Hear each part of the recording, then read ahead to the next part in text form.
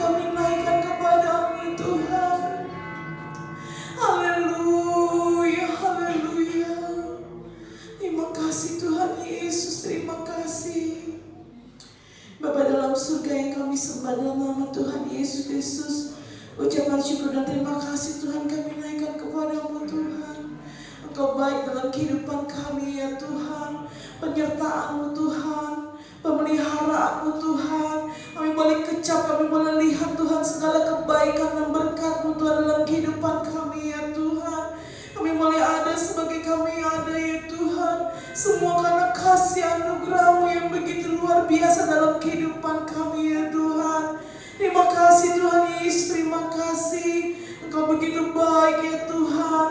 Engkau selalu menjaga kami ya Tuhan. Engkau selalu menolong kami ya Tuhan. Tidak pernah Tuhan dalam kehidupan kami ya Tuhan. Kami bersyukur dan berterima kasih ya Tuhan atas segala yang telah Engkau lakukan dalam kehidupan kami ya Tuhan.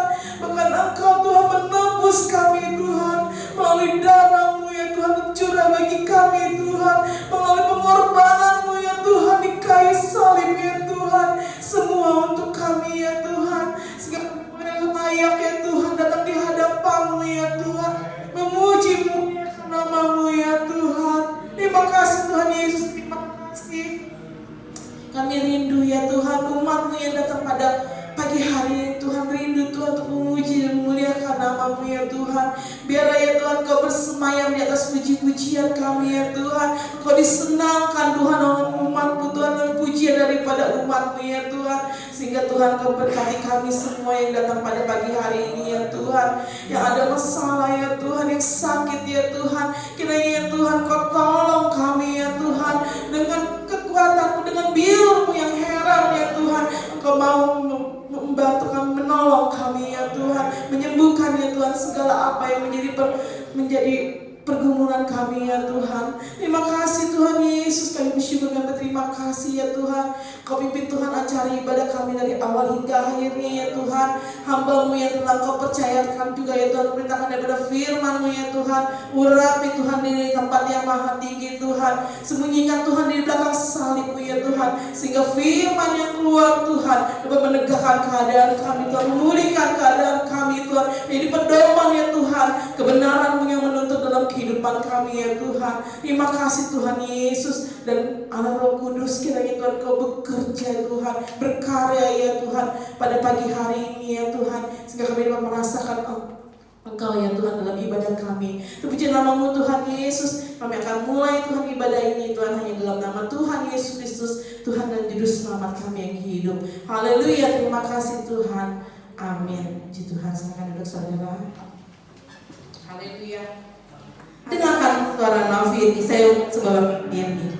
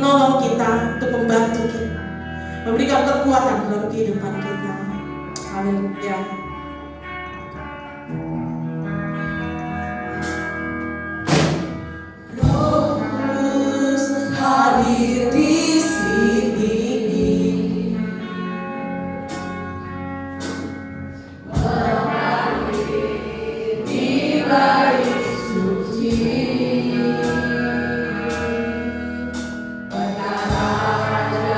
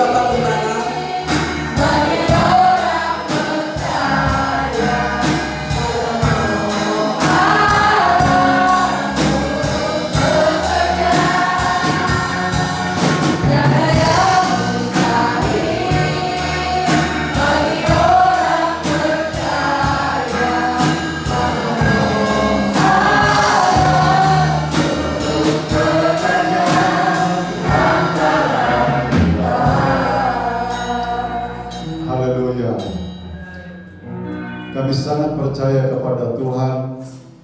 Kalau Roh Allah ada dalam hidup kami, tidak ada perkara yang mustahil. Kalau Engkau mau berkarya, Engkau mau bekerja, tidak dapat dihalangi oleh siapapun. Kalau Roh Allah mengizinkan itu di dalam setiap hidup kami. Bapak, terima kasih pujian yang sudah kami naikkan. Itu adalah ungkapan hati dengan syukur kami kepada Tuhan karena semua yang sudah Tuhan kerjakan, semua yang Tuhan sudah lakukan, berkat-berkat Tuhan itu sangat luar biasa. Perlindungan, pertolongan Tuhan itu sangat luar biasa kami alami dan kami rasakan. Dan itulah sebabnya terima kasih buat semua yang Tuhan sudah kerjakan dalam hidup kami. Dan mari Tuhan berkarya terus dalam hidup kami. Nyatakan kemahakuasaan-Mu dalam setiap hidup kami. Karena kami percaya Roh Allah ada di dalam kehidupan kami. Terima kasih banyak Bapak di sorga. Firman Tuhan yang sebentar kami akan dengar, kiranya Tuhan Engkau singkapkan buat kami semua. Urapi hamba-Mu, urapi kami semua, agar kebenaran firman Allah benar-benar dinyatakan dalam hidup kami. Apapun yang menjadi kehendak Tuhan, biar semuanya untuk kebaikan kami.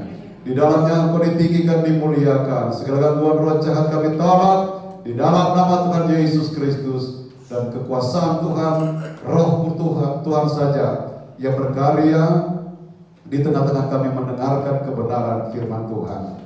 Dengan pengucapan syukur kami sudah berdoa dan kami sambut kebenaran firman Tuhan. Haleluya. Amin. Puji Tuhan. Salam sejahtera dalam kasih Tuhan Yesus Kristus yang adalah kepala gereja kita. Saudara-saudara, hari ini kita memperingati hari Pentakosta atau hari Pantekosta. Dan tentu hal ini saudara-saudara kita sudah tahu banyak bagaimana peristiwa yang terjadi di kamar loteng Yerusalem. Dan kita akan memperhatikan kebenaran firman Tuhan pada kesempatan ini berkaitan dengan dicurahkannya Roh Allah atau Roh Kudus di kamar loteng Yerusalem. Dan kita akan mulai dengan melihat ada satu ayat yang menunjukkan bahwa setiap pemberian yang baik dan setiap anugerah yang sempurna datangnya dari Bapa. Ini adalah saya angkat sebagai satu judul ya di dalam khotbah pada saat ini. Dan ini pun saudara saya ambil di dalam satu ayat yang sering kali sudah disinggung dalam firman-firman yang kita dengar, yaitu di dalam Yakobus pasal yang pertama ayatnya yang ke-17. Jadi setiap pemberian yang baik dan setiap anugerah yang sempurna datangnya dari Bapa. Dan inilah yang nanti akan kita pelajari bersama, di mana berbicara, tentu kita akan berbicara tentang Roh Kudus, dan nanti kita akan dibawa kepada apa yang harus kita lakukan. Demikian bunyi firman Tuhan, setiap pemberian yang baik dan setiap anugerah yang sempurna datangnya dari atas, diturunkan dari Bapa segala terang, padanya tidak ada perubahan atau bayangan karena pertukaran. Jadi ini sah, saudara ya, kalau namanya dari atas, dari Tuhan, dari Bapa, itu tidak bisa dirubah oleh hanya karena terjadi pertukaran waktu. Oh, karena saya ada di mana, oh firman Tuhan bisa dirubah. Itu tidak bisa. Dimanapun kita berada, firman Tuhan itu tetap sama. Dulu, sekarang, dan sampai selama-lamanya. Itu adalah satu berita atau satu hal yang perlu kita tanamkan di dalam kehidupan kita, supaya kehidupan kita ini tidak salah.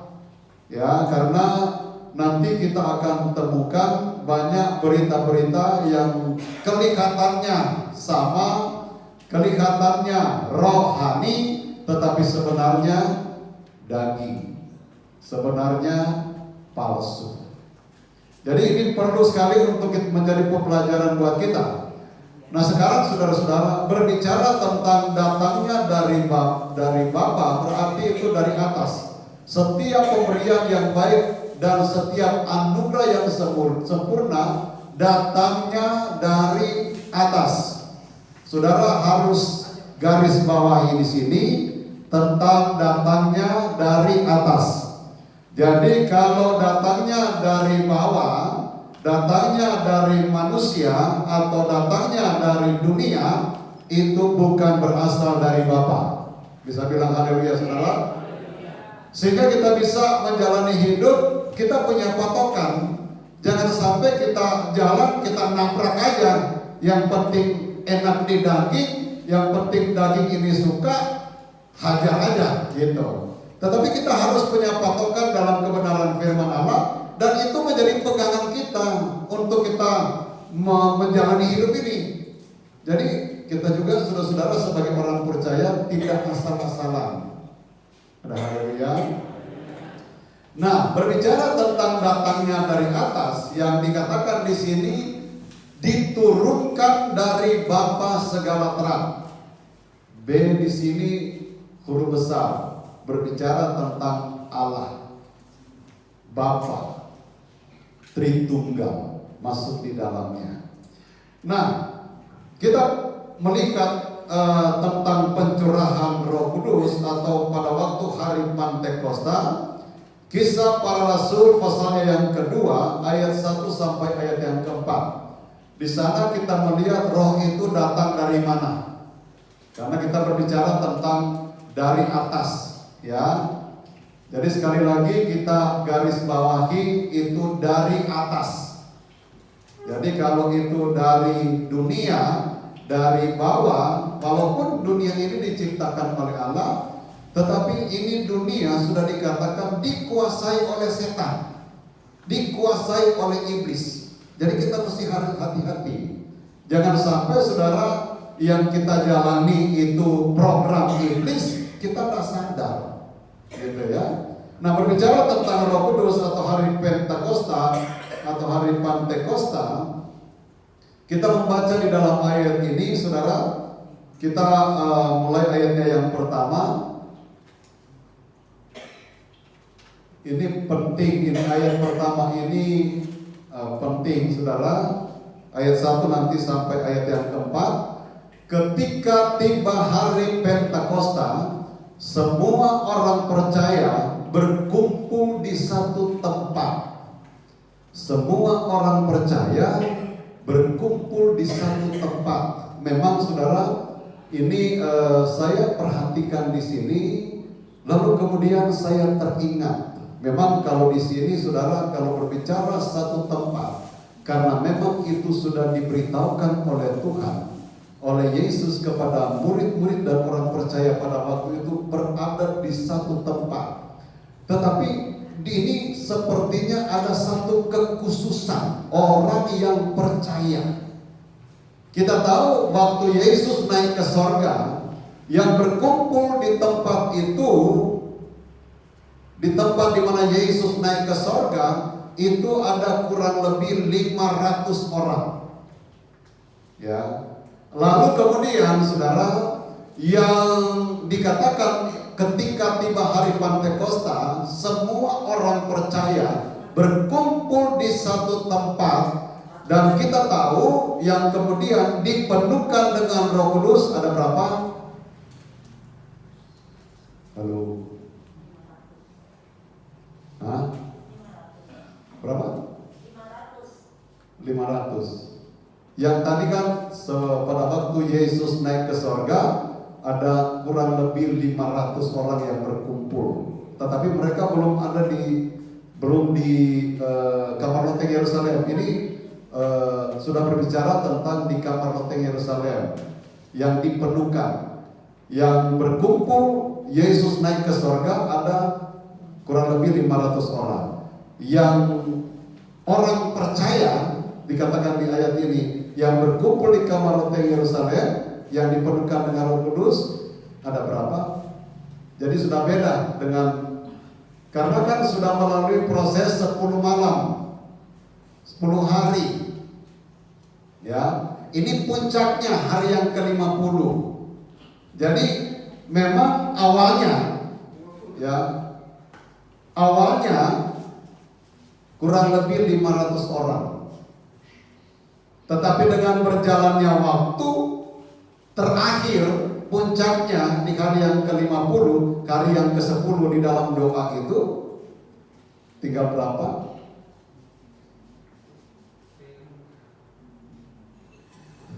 120. Nah, 120 orang. Pasti ada yang cari-cari ayat tuh. Coba aja baca, ada tuh di situ. Yang berkumpul 120 orang. Jadi dikatakan orang yang percaya pada waktu itu, semua orang percaya berkumpul di satu tempat. Jadi semua orang percaya berkumpul di satu tempat ini yang sudah disaring. Berarti yang lain nggak percaya ya. Yang kalau kita hitung saja rata-rata 500 orang dikurang 120 berapa? 380. Orang Cina keterlaluan kalau nggak tahu ngitung. Paling cepat ngitung. Makanya banyak orang Cina jadi pedagang karena cepat ngitungnya. Jadi saudara-saudara, kita melihat di sini bahwa penyaringan itu terjadi pada saat itu, pada waktu mereka berada di sana. Dan kemudian setelah melalui satu penyaringan ini, kemudian dilihat, diperhatikan Muncullah kemudian yang 120 orang ini, yang kemudian di dalam ayat ini mereka percaya berkumpul di satu tempat. Saya juga ingin menyinggung saudara-saudara, kalau di dalam satu gereja percaya kepada Tuhan, satu gereja saja. Ada haleluya. Sebab ini juga ada penilaian dari Tuhan, saudara. Karena misalnya kita kemana-mana gereja kita, nggak tahu, nggak punya pendirian begitu kira-kira ya. Dan di dalam satu gereja ini kita akan memperhatikan. Saya pernah katakan, kalau saya sudah menyampaikan pengajaran yang sesat, nggak usah datang di sini. Sudah mengingkari atau sudah jauh dari firman, sudah nggak diambil lagi dari firman, ngapain saudara mau datang? Udah pengajaran sesat. Tetapi kalau misalnya saudara melihat kekurangan kami sebagai hamba Tuhan, harusnya saudara doakan. Amin. Supaya kita di situ sama-sama belajar. Sebab siapa manusia dalam dunia ini yang tidak punya kekurangan? Tetapi coba bayangkan kalau seandainya mata kita hanya melihat kekurangan, katakanlah kekurangan hamba Tuhan. Oke, pendeta, misalnya saya, kekurangan saudara tahu, pindahlah di satu gereja. Apakah saudara tidak akan menemukan kekurangan kepada pendeta yang ada di sana? Kalau saudara temukan lagi kekurangan di sana, pindah lagi. Dan selama itu saudara berkeliaran mencari pendeta yang suci kudus, belum ada satupun yang benar-benar suci murni. Karena itu nanti ada waktunya Tuhan menjadi sama seperti Yesus itu ada di Alkitab. Tetapi untuk sekarang belum ada yang sempurna. Sehingga kalau misalnya saudara melihat keterbatasan kami, kekurangan kami, seharusnya lah didoakan. Dan saudara boleh mengingatkan kami, tidak apa-apa, saling mengingatkan. Supaya kita benar-benar terbentuk menjadi satu gereja yang diberkati oleh Tuhan. Ada haleluya saudara.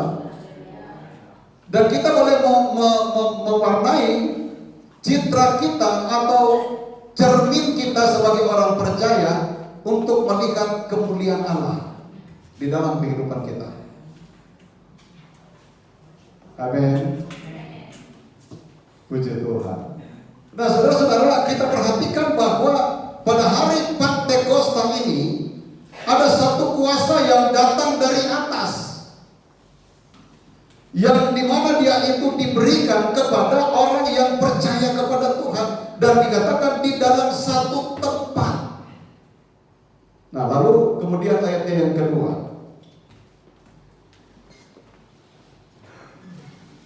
tiba-tiba, kita baca sama-sama ya, 2, 3.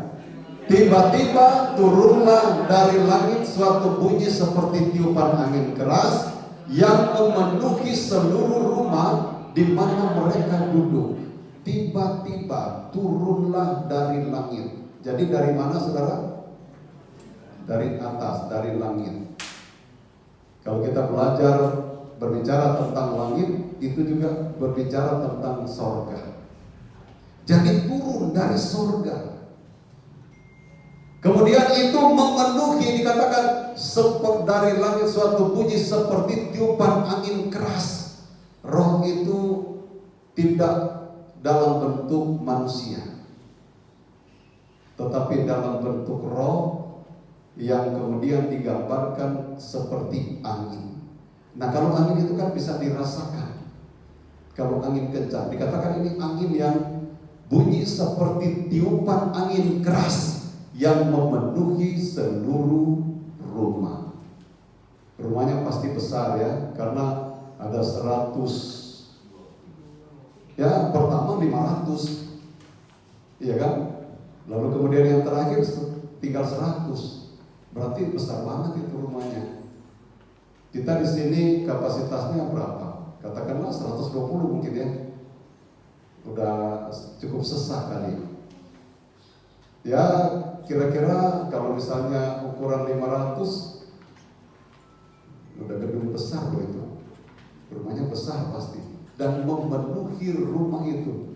Pasti yang punya rumah ini orang kaya. Ya. Memenuhi seluruh rumah di mana mereka duduk. Jadi posisi duduk ya, memang untuk menyembah Tuhan tidak dibilang harus bagaimana. Kita di sini ada berlutut, nah di sini mereka duduk. Lalu Roh Allah itu datang memenuhi mereka. Turunlah dari langit suatu bunyi seperti tiupan angin keras yang memenuhi seluruh rumah di mana mereka duduk. Ayatnya yang ketiga. Dan tampaklah kepada mereka lidah-lidah seperti nyala api yang bertebaran dan hingga pada mereka masing-masing. Jadi saudara-saudara, orang yang percaya semuanya yang ada di situ dihinggapi oleh seperti nyala api. Jadi Roh Allah itu seperti nyala api. Ya. Nah, kita lihat ayatnya yang keempat. Maka penuhlah mereka dengan Roh Kudus, lalu mereka mulai berkata-kata dalam bahasa-bahasa lain seperti yang diberikan oleh Roh itu kepada mereka untuk mengatakannya. Amin. Jadi saudara, kita melihat di sini apa yang dikerjakan pada waktu atau apa yang terjadi pada waktu seseorang dipenuhkan dengan Roh Allah. Di sini dikatakan lalu mereka mulai berkata-kata dalam bahasa-bahasa lain seperti yang diberikan oleh Roh itu kepada mereka untuk mengatakannya. Jadi yang memberikan Roh itu bukan manusia, tetapi Roh itu sendiri yang mengatakan, yang memenuhi seseorang. Nah, saudara-saudara yang dikasihi oleh Tuhan, kita akan memperhatikan dan apa yang terjadi dalam dunia sekarang ini. Nanti sebentar kita akan menyinggung bahwa pikiran kita ini perlu untuk dikuasai oleh Roh Kudus. Karena dari pikiran ini kemudian kita memunculkan rencana, memunculkan apa yang kita keinginan, ya, dan itu semua saudara-saudara akan kita perhatikan apakah ini berdasarkan kebenaran, berdasarkan pimpinan Roh atau tidak. Kita melihat saudara-saudara tentang pikiran, Roma pasal yang ke-8 ayat yang ke-5. Ini adalah merupakan satu diingatkan saudara bahwa kehidupan manusia itu cuma ada dua pilihan. Kalau nggak daging berarti roh. Dan kita akan belajar bersama sehingga kita bisa memilah-milah, saudara ya, apakah ini daging atau roh. Karena orang bisa saja kelihatan, kedengaran, dipenuhkan, kelihatan ya. Tetapi saudara, sebenarnya itu daging. Jadi kita mesti ada penyeimbang yang bisa membedakan apakah ini dari roh atau ini dari daging. Itu bisa kita rasa loh saudara. Ya. Nah, dikatakan di dalam ayat ini, kita baca sama-sama ya, 2, 3. Sebab mereka yang hidup menurut daging memikirkan hal-hal yang dari daging. Mereka yang hidup menurut roh memikirkan hal-hal yang dari roh. Ini jelas. Kalau daging ini, dan kalau berbicara kan itu sudah jelas itu tentang apa di dalam Galatia 5. Itu keinginan daging, itu ada di sana. Ya.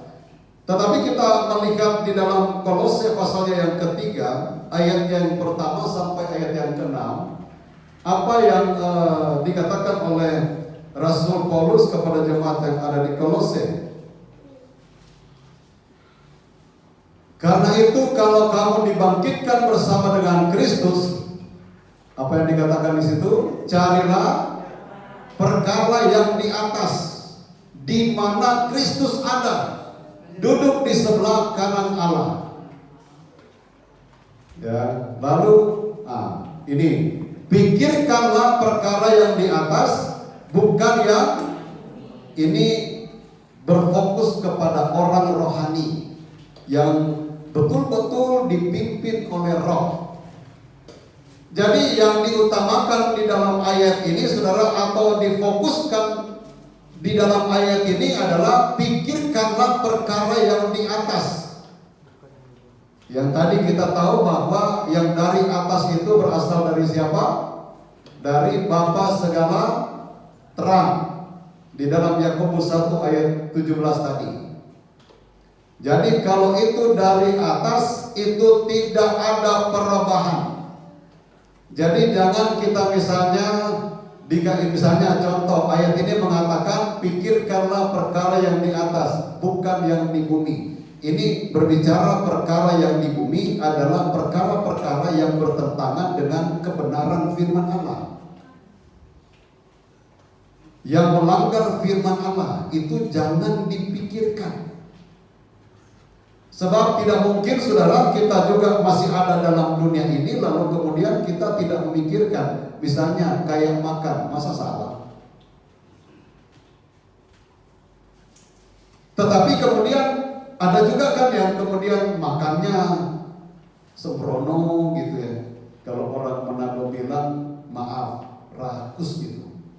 Ya makanya banyak penyakit juga yang muncul. Nah, kita diberikan hikmat, saudara ya. Jadi itu perlu juga dipikirin.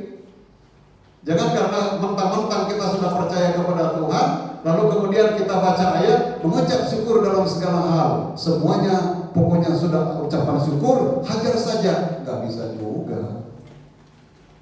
Akibatnya kan, kalau udah sakit-sakitan, siapa yang salah? Berdoa lagi sama Tuhan, atau bisa saja salahin Tuhan. Kan Tuhan kita udah berdoa kepada-Mu. Jadi hati-hati juga, saudara, menempatkan diri kita. Pikirkanlah perkara yang di atas, bukan yang di bumi. Ayat yang ketiga. Sebab kamu telah mati dan hidupmu tersembunyi bersama dengan Kristus di dalam Allah. Ayat 4. Apabila Kristus yang adalah hidup kita menyatakan diri kelak, kamu pun akan menyatakan diri bersama dengan Dia dalam kemuliaan. Ayat yang kelima. Karena itu, nah ini saudara, yang saya katakan tadi, yang jangan sampai mendominasi orang yang percaya. Karena itu matikanlah dalam dirimu segala sesuatu yang duniawi. Nah, saudara boleh berpikirlah, kira-kira apa ini? Berbicara tentang apa ini kira-kira? Kiranya Roh Kudus akan menerangkan lebih jelas dalam hidup kita, supaya kita bisa memilah-milah. Oh, saya ini kenapa saya melakukan ini? Ternyata ini daging, keinginan daging, gitu ya. Atau keinginan duniawi. Ya, duniawi yaitu percabulan, kenajisan, hawa nafsu, nafsu jahat, dan juga keserakahan yang sama dengan penyembahan berhala. Saudara-saudara, kita mementingkan kebutuhan jasmani atau kebutuhan daging lebih daripada rohani. Itu serakah loh, saudara. Dan dikatakan oleh firman Allah bahwa itu sama seperti penyembahan berhala. Sebab kenapa? Kita memberhalakan keinginan daging. Amin, saudara. Kita lebih dominan untuk keinginan daging ini atau keinginan duniawi ini. Nah itu kita menjadi seperti, kalau misalnya kita lebih dominan ke sana, kita seperti orang serakah. Karena apa? Karena yang sebenarnya yang Tuhan tawarkan untuk didahulukan, untuk diutamakan, itu seperti dilalaikan, diabaikan, karena didorong oleh kepentingan duniawi tadi. Dan itu sama seperti penyembahan berhala. Jadi seolah-olah Tuhan itu diduakan. Tuhan itu tidak mau diduakan. Kita suami istri, siapa yang mau diduakan? Tidak ada. Tuhan pun tidak mau diduakan. Cemburu dia.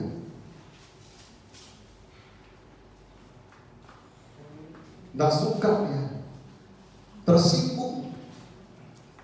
Sebab Allah kita juga adalah Allah yang punya perasaan. Kok katanya anakku, kenapa dia lebih cenderung kepada duniawi ya? Nah, gitu. Nah, ini kita diberikan satu penjelasan, diingatkan kepada kita untuk kita bisa mempunyai satu pendirian di dalam pengiringan kita kepada Tuhan. Saudara, tadi dikatakan percaya kepada Tuhan. Di dalam Kisah Para Rasul tadi 2 ayat 1. Orang-orang yang percaya kepada Tuhan. Dan percaya di sini saudara-saudara sudah melalui satu proses. Kan 10 malam mereka, 10 malam, 10 hari mereka bergumul, mereka berdoa. Ini kan proses.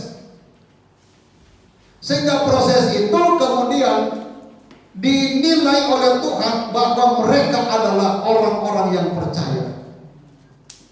Nah, orang yang kemudian tidak mengikutinya, tidak menjalankannya, berarti kan mereka putus di tengah jalan. Mereka tidak yakin, mereka tidak percaya bahwa ini janji Tuhan akan diberikan. Mereka seolah-olah lewatkan itu. Nah, kayaknya Tuhan Yesus bilang, kok gak datang-datang, kan seringkali begitu. Saya sudah banyak berdoa, bergumul tentang masalah saya, kok gak ditolong-tolong. Padahal Tuhan sudah berbicara bahwa masalah yang seberat apapun Tuhan akan berikan pertolongan. Tetapi kan seringkali kita harus melalui satu proses. Proses inilah yang kemudian apakah kita mengambil keputusan untuk tetap percaya kepada Tuhan walaupun belum dijawab, atau putus di tengah jalan. Memang saudara perlu juga buat kehidupan kita pribadi untuk memutuskan langkah apa yang kita mau jalankan. Itu kita diberikan hak bebas oleh Allah. Sejak awal manusia diciptakan sampai sekarang hak bebas itu diberikan. Tetapi sekarang kita bersyukur saudara. Kalau dulu saudara bangsa Israel hanya diberikan orang-orang tertentu yang bisa dikuasai oleh Roh Allah, dipenuhkan dengan Roh Allah, dilantik, ya, diurapi. Orang-orang tertentu cuma dibatasi. Daud, Samuel, Henok, Nuh, Abraham, Ishak, Yakub, Yusuf. Tidak semua orang Israel yang kemudian bisa mendapatkan kesempatan untuk diurapi oleh Roh Kudus atau dipenuhkan dengan Roh Kudus. Hanya orang-orang yang dipilih, dan memang dari situ juga saudara, mereka dipilih karena Tuhan melihat kerelaan hati mereka, ketaatan mereka, kepercayaan mereka. Apakah itu sudah hilang? Enggak juga. Walaupun sekarang di zaman perjanjian baru, sejak di zaman Roh Allah di dalam Kisah Para Rasul 2 ayat yang pertama sampai ayat yang keempat tadi kita baca, itu sudah dicurahkan. Dan sampai sekarang Roh Allah itu sudah dicurahkan. Tinggal bagaimana kita menerimanya, itu juga tergantung dari kehidupan kita. Seperti misalnya pengalaman dari tokoh-tokoh di dalam perjanjian lama. mereka dipilih. Tetapi itu kan mereka juga dipilih dilihat dari sikap hidup mereka, ketaatan mereka, kesetiaan mereka kepada Tuhan. Sehingga tidak heran saudara, pada waktu mereka dipilih, mereka ditetapkan dan awet. Nah itu saudara. Apakah itu sudah hilang? Enggak. Itu masih berlaku sampai sekarang. Ketaatan, kesetiaan, kita melakukan kebenaran firman Allah, itu hal tetap dilihat oleh Tuhan.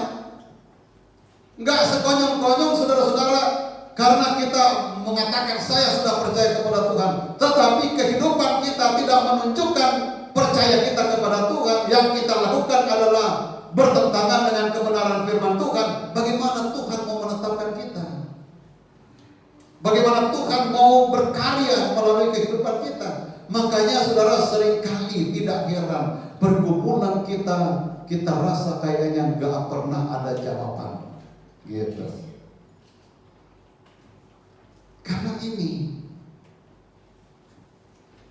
motivasi kita dalam percaya itu dilihat oleh Tuhan, saudara. Karena itu, ya, karena itu. Kalau ini ayat kita dengar, berarti mungkin masih ada, mungkin juga saya keduniawiannya itu masih tinggi. Kecenderungan itu mengikuti keduniawian itu yang bersifat bertentangan dengan firman itu masih kuat. Sehingga dikatakan karena itu matikanlah. Kalau matikan berarti kan tidak ada pergerakan. Kalau sudah mati ya sudah, tidak lagi punya keinginan untuk mengikuti keinginan duniawi. Amin. Kayaknya tajam ya saudara. Tajam nggak tuh saudara?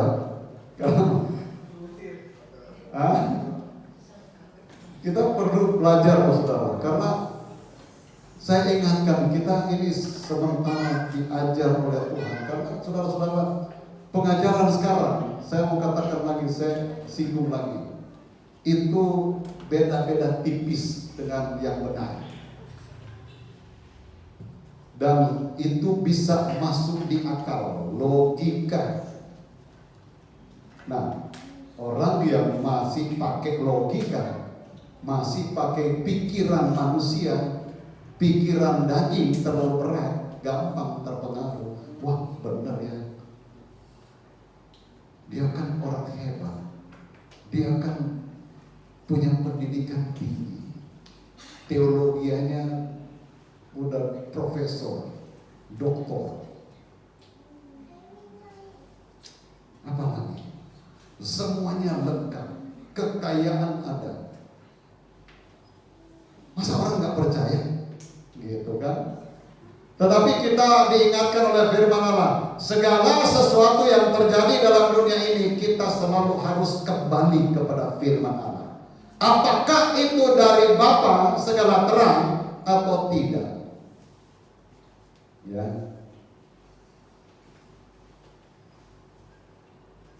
Di dalam 1 Yohanes berbicara tentang kita harus punya Roh Kudus yang betul-betul roh yang dari Tuhan.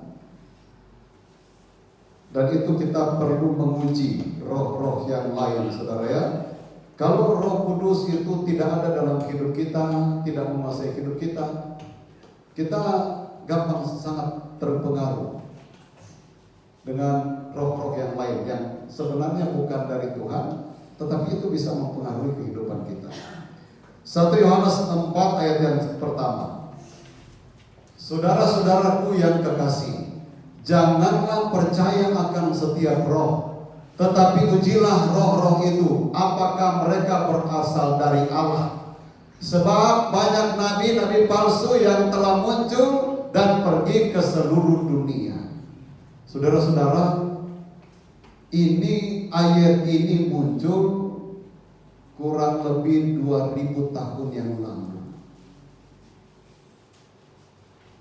Pada waktu murid ini kan murid Yesus, Rasul Yohanes, dia menulis ini dengan ilhaman Roh Kudus, dan dia katakan bahwa saudara-saudaraku yang kekasih, janganlah percaya akan setiap roh, tetapi ujilah roh-roh itu apakah mereka berasal dari Allah. Sebab banyak nabi-nabi palsu yang telah muncul dan pergi ke seluruh dunia. Kalau nabi palsu itu kan saya katakan tadi beda-beda tipis dengan yang asli. Nah, kalau kita tidak punya roh penimbang, Roh Kudus yang sesungguhnya, maka kita akan gampang terpengaruh seperti saya katakan tadi. Sebab penilaian kita pasti akan muncul penilaian secara duniawi. Nah itu. Makanya saudara, orang yang memberitakan firman, orang yang percaya kepada Tuhan, dasarnya tetap kebenaran firman Allah, dan kebenaran firman Allah itu berasal dari atas, berasal dari Allah. Tidak ada perubahan oleh karena bayangan dan pertukaran waktu.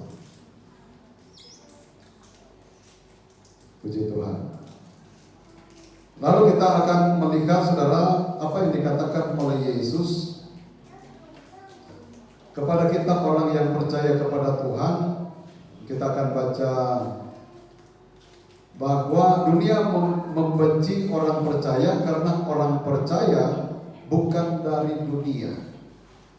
Jadi kalau misalnya kita dibenci oleh orang dunia, orang yang tidak percaya, orang yang melakukan kefasikan, saudara-saudara, kita harus sadar diri bahwa kita bukan, karena kita bukan dari dunia ini.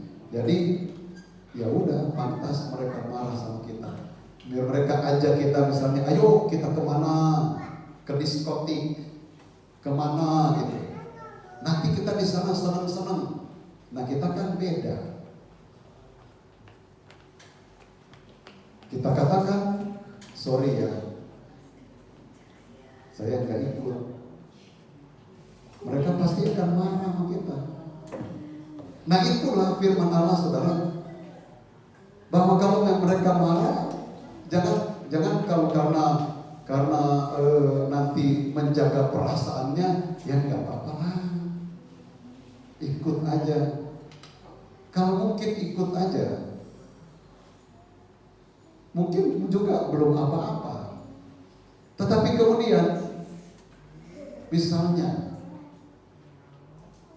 di situ sudah minum alkohol, sudah isap rokok.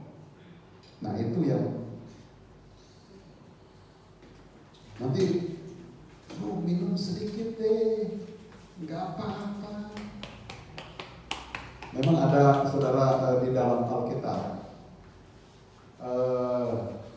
Timotius diingatkan oleh Rasul Paulus, jangan engkau minum air saja, minum juga anggur. Karena setelah diselidiki, Timotius itu suka sakit perut. Jadi alkohol itu bisa menyembuhkan orang yang sakit perut. Tapi saudara yang sakit perut jangan minum alkohol ya saudara ya. Dan itu diingatkan kepada Timotius, lalu kemudian itu dijadikan sebagai satu alasan bahwa nggak apa-apa minum alkohol. Tetapi kan saudara, aturan yang kan ada kadarnya, banyaknya bagaimana, itu juga seharusnya mesti ada. Tetapi saya punya pengalaman dulu ya. Misalnya orang yang katanya hanya mau panasin badan, di kampung kami itu ada yang namanya cap tikus. Mau panasin badan sedikit kan, untuk panasin badan. Tetapi biasanya orang yang sudah minum sedikit ini akan terus minum lagi, dan minum lagi. Jadi banyak. Jadi kira-kira untuk misalnya dikatakan supaya perutnya nggak sakit tentang Timotius, itu terlaksana nggak? Saudara pengalaman nggak? Misalnya, saudara dulu, saudara ditawarkan, oh cuman seloki atau itu, nggak apa-apa. Ya memang itu juga.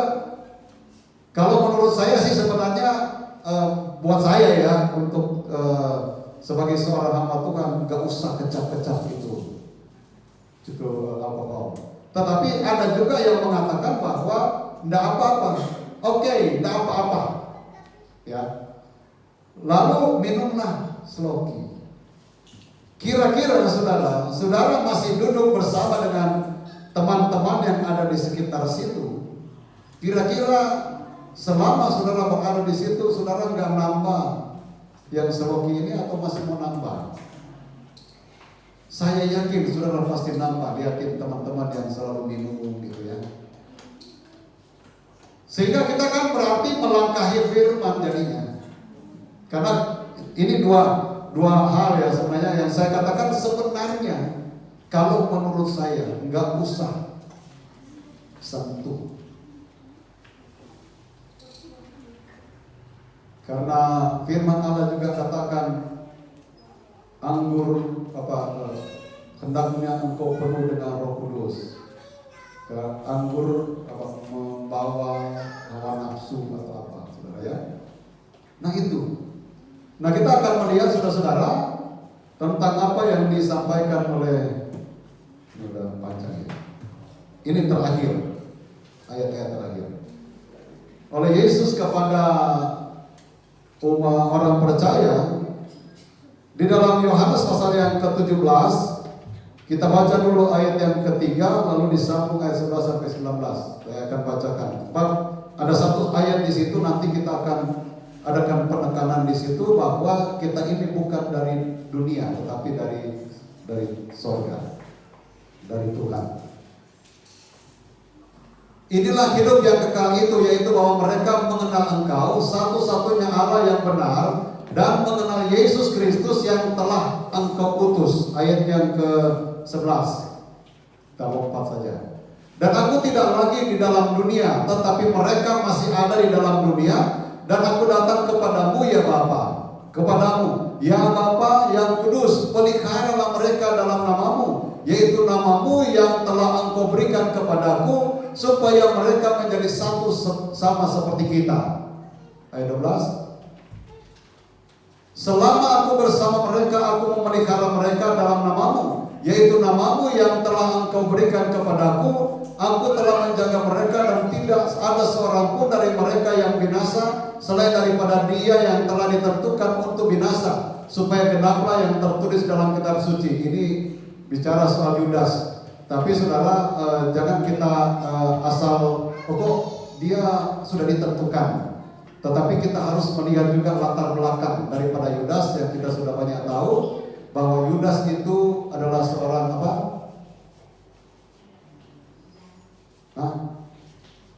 Yudas adalah seorang, kita kan sudah belajar. Jadi nggak tiba-tiba dia kemudian ditentukan untuk menyangkal Yesus, untuk menjual Yesus. Yudas itu seorang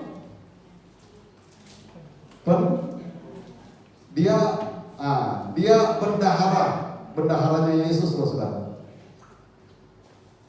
Dia suka ambil duit tanpa sepengetahuan. Nah kalau ambil duit tanpa sepengetahuan Yesus dan murid-murid yang lain, sebagai apa dia? Pencuri. Jadi ayat ini kalau misalnya kita nggak tahu tentang latar belakangnya, nggak diingatkan tentang latar belakangnya, kok Allah itu kejam banget ya? Masa kok dia sudah pilih? Masa sudah ditentukan? Gitu. Padahal sebenarnya dia itu latar belakangnya karena sudah menjadi seorang yang pencuri. Jadi itu dibiasakan, sudah biasa. Jadi sesuatu yang dibiasakan kalau itu bertentangan dengan kebenaran firman Allah, nanti pada saatnya sesuatu terjadi dalam kehidupan orang itu sangat berbahaya. Jadi kita biasakan untuk melakukan firman. Amin. Puji Tuhan. Tapi sekarang aku datang kepadamu dan aku mengatakan semuanya ini sementara aku masih ada di dalam dunia, supaya penuhlah sukacitaku di dalam diri mereka. Ayat 14. Aku telah memberikan firman-Mu kepada mereka dan dunia membenci mereka, karena mereka bukan dari dunia, sama seperti aku bukan dari dunia. Jadi saudara, kalau ada orang yang misalnya tadi membenci kita, ya memang udah firman Tuhan katakan, karena kita ini bukan orang dunia, bukan dari dunia, tetapi dari Tuhan, dari Bapa. Jadi kalau misalnya kita dibenci oleh teman-teman kita yang kita misalnya nggak mau ikutin karena kita tahu itu salah, nggak apa-apa, memang firman Tuhan sudah mengatakan begitu. Yang berat justru kalau seandainya kita tahu itu salah, lalu kemudian kita ikutin, berarti kita lebih cenderung kepada duniawi. Gitu. Ayat yang ke-15. Aku tidak meminta supaya engkau mengambil mereka dari dunia, tetapi supaya engkau melindungi mereka daripada yang jahat. Ini menunjuk kepada supaya orang percaya dipenuhkan dengan Roh Kudus, supaya mereka tidak diambil dari dunia ini. Jadi enggak diambil, tetapi supaya engkau melindungi mereka. Siapa yang melindungi mereka? Siapa yang melindungi orang percaya sekarang ini? Siapa saudara? Kekayaan. Oh salah. Jabatan. Oh, siapa yang melindungi kita saudara? Yang khususnya yang punya peran untuk yang ada di Kisah Para Rasul tadi yang kita baca, siapa? Yang datang dari atas seperti angin, Roh Kudus. Dia yang berperan untuk akhir zaman ini. Aku tidak minta supaya engkau mengambil mereka dari dunia, tetapi supaya engkau melindungi mereka daripada yang jahat. Ayat yang ke-16. Mereka bukan dari dunia, sama seperti aku bukan dari dunia. 17.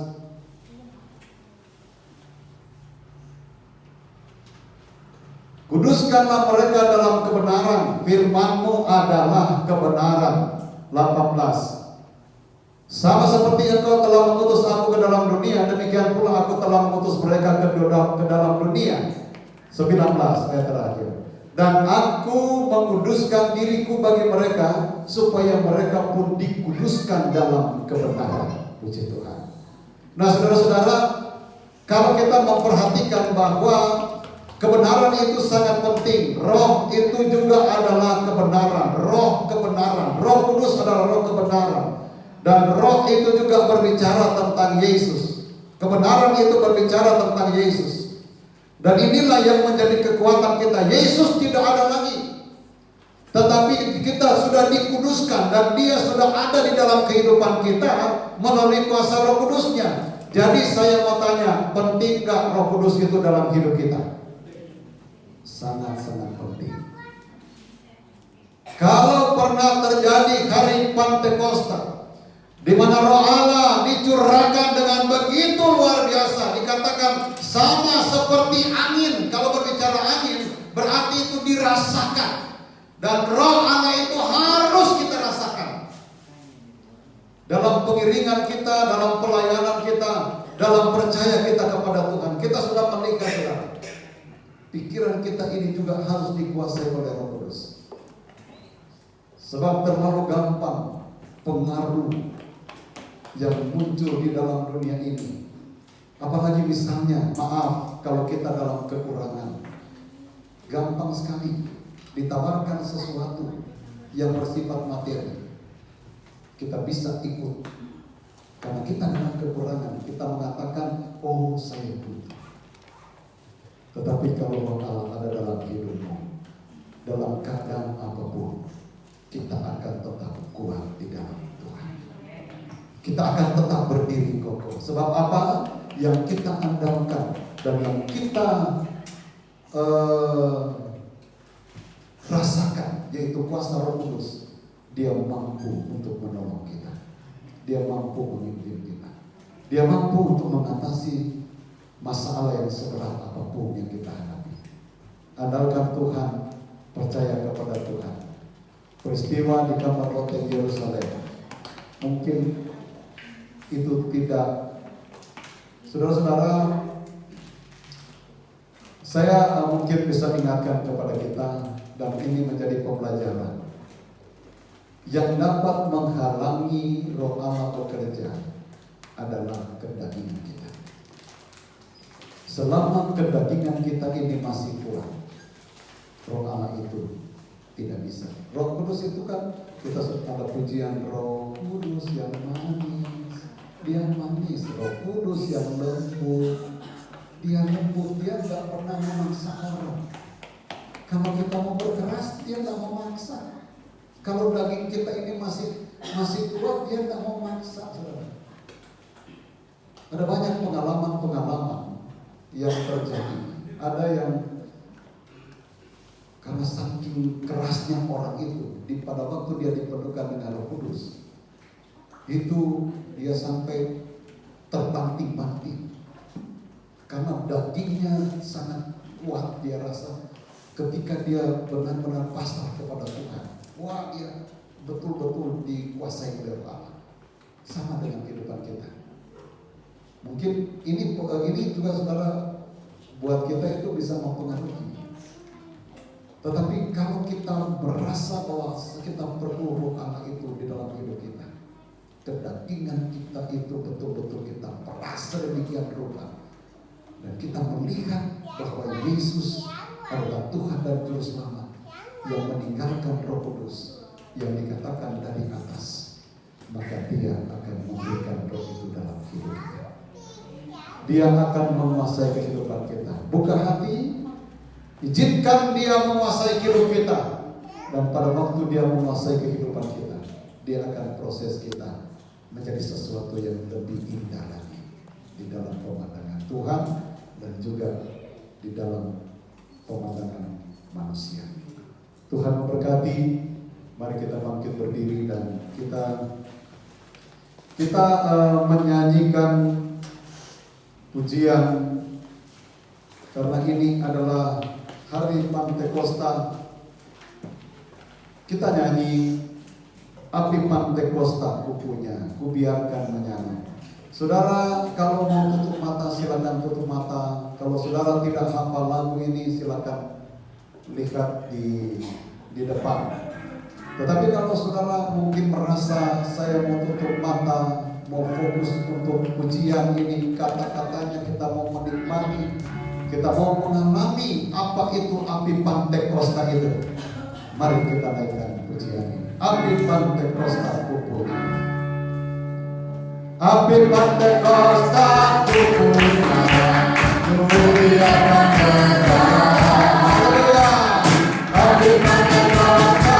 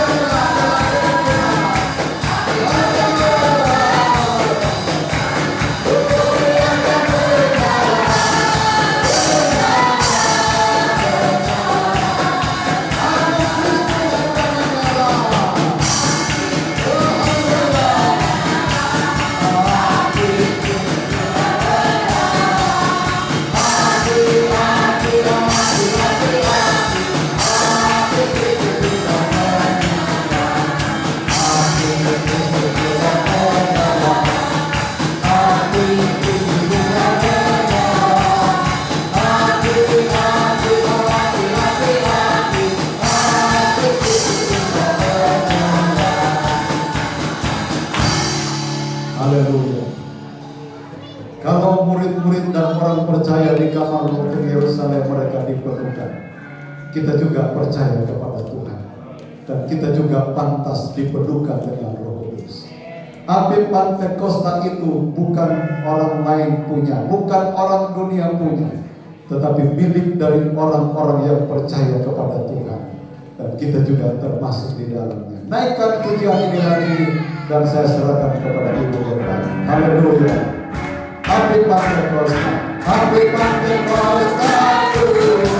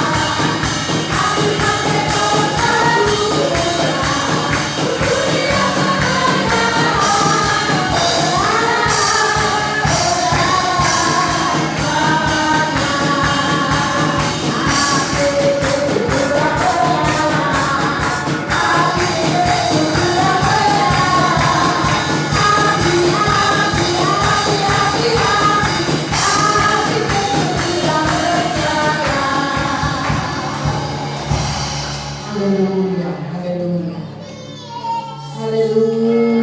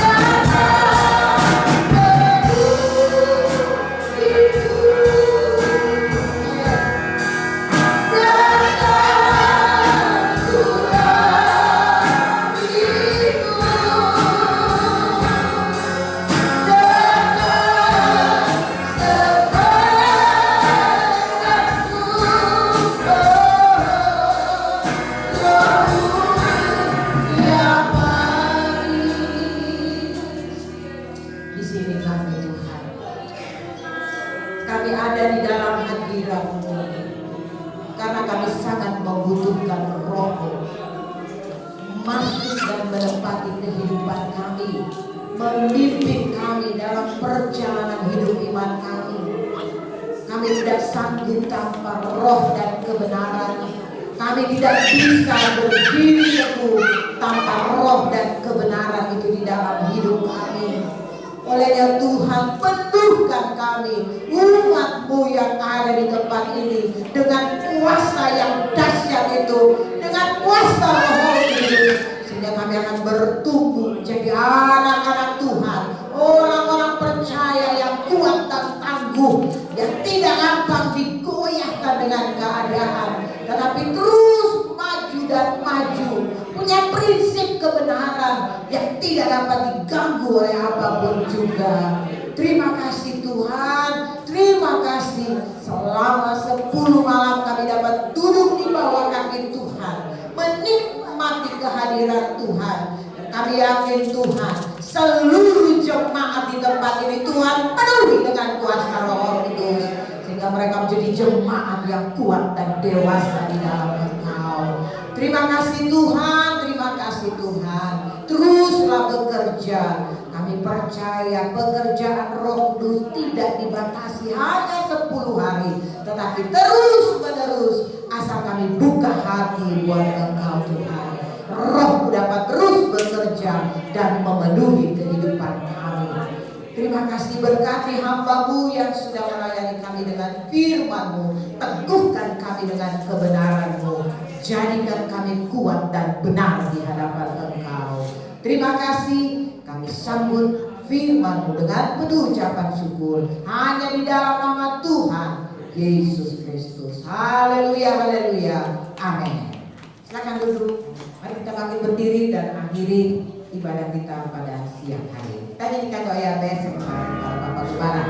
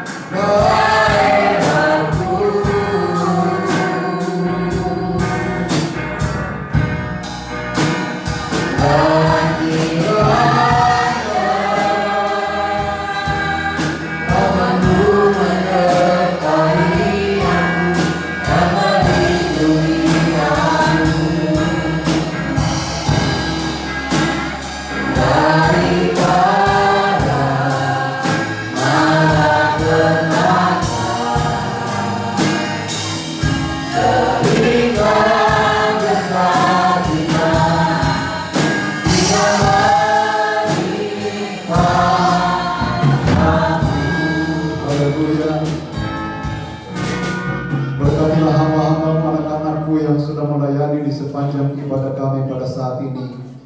Memberkati semua korban persembahan yang diberikan dalam bentuk apapun, dalam nama Tuhan Yesus Kristus semuanya diberkati oleh Tuhan. Menyerahkan lagi ke dalam tangan Tuhan buat semua aktivitas kami. Kami percaya kuasa Tuhan berkarya di tengah-tengah apa yang kami dapat kerjakan, karena semuanya bersumber daripada Engkau Tuhan. Ketika kami melakukan segala sesuatu, kami percaya di dalamnya Engkau pasti memberkati. Kami juga berdoa buat saudara-saudara kami, keluarga jemaat yang tidak bersama dengan kami.